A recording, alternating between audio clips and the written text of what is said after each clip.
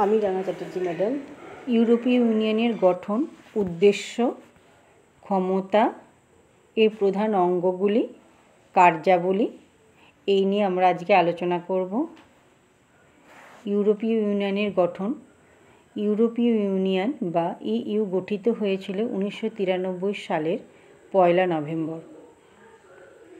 ম্যাস্ট্রিক্ট ট্রিটি বা ম্যাস্ট্রিক্ট চুক্তির মধ্য দিয়ে এটি কার্যকর হয়। ইইউ গঠনের মূল উদ্দেশ্য ছিল ইউরোপের দেশগুলোর মধ্যে অর্থনৈতিক ও রাজনৈতিক ঐক্য স্থাপন করা, যাতে দ্বিতীয় বিশ্বযুদ্ধের মতো সংঘাত আর না ঘটে। এবার আমরা আলোচনা করব উদ্দেশ্য। ইইউ এর প্রধান উদ্দেশ্য বা লক্ষ্যগুলি হল: 1. ইউরোপে স্থায়ী শান্তি ও ঐক্য বজায় রাখা। এরপর তোমরা লিখবে সদস্য রাষ্ট্রগুলোর মধ্যে অর্থনৈতিক উন্নয়ন ও সামাজিক ন্যায় বিচার নিশ্চিত করা। এরপর তোমরা লিখবে একক বাজার গঠন করা, যেখানে মানুষ, পণ্য, সেবা ও মূলধন অবাধে চলাচল করতে পারে। এরপর তোমরা লিখবে মানবাধিকার, গণতন্ত্র ও আইনের শাসন রক্ষা করা হলো এর অপর একটি উদ্দেশ্য। এরপর তোমরা লিখবে পরিবেশ সুরক্ষা ও টেকসই উন্নয়ন নিশ্চিত করা এর আরও একটি লক্ষ্য অথবা উদ্দেশ্য। এরপর লিখবে বিশ্বে একক ইউরোপীয় কণ্ঠস্বর হিসাবে ইইউ বিশেষ ভূমিকা পালন করে চলেছে।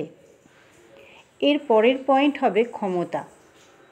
ইইউ এর ক্ষমতাকে প্রধানত আমরা দুই ভাগে ভাগ করতে পারি, যথা: এ. Exclusive powers, B.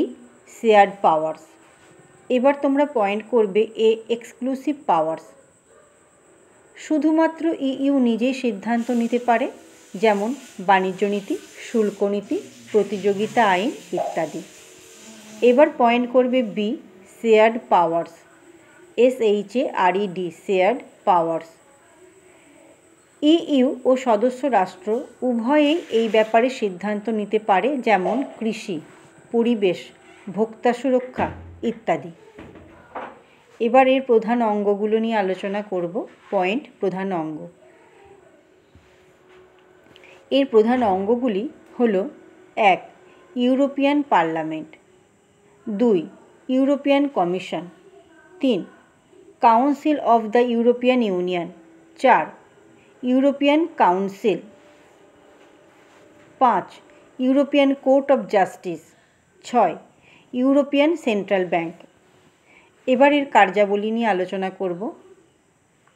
কার্যাবলী: 1.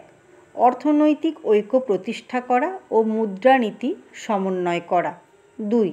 একক বাজার পরিচালনা ও বাণিজ্যকে সহজীকরণ করা। 3. কৃষি, শিক্ষা, গবেষণা ও পরিবেশ নীতি প্রণয়ন করা। 4. মানবাধিকার ও গণতন্ত্রের সংরক্ষণে ভূমিকা পালন করা। 5. আন্তর্জাতিক সহযোগিতা ও কূটনৈতিক নীতিকে বাস্তবায়ন করা। 6. আর্থিক সাহায্য ও উন্নয়নমূলক প্রকল্প পরিচালনা করা। এবার শেষে এই সম্পর্কে একটু উপসংহার বলতে চাই। সেটা হলো, তোমরা পয়েন্ট করবে উপসংহার: ইউরোপীয় ইউনিয়ন বর্তমান বিশ্বের অন্যতম বৃহৎ অর্থনৈতিক ও রাজনৈতিক জোট। পূর্ণচ্ছেদ দাও।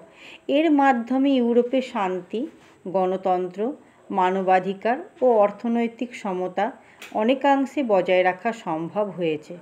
তবে অভিবাসন, ব্রেক্সিট ও সদস্য রাষ্ট্রের বৈষম্য আজ এর জন্য বড় চ্যালেঞ্জ হয়ে দাঁড়িয়েছে। এখানেই নোটটা শেষ হলো।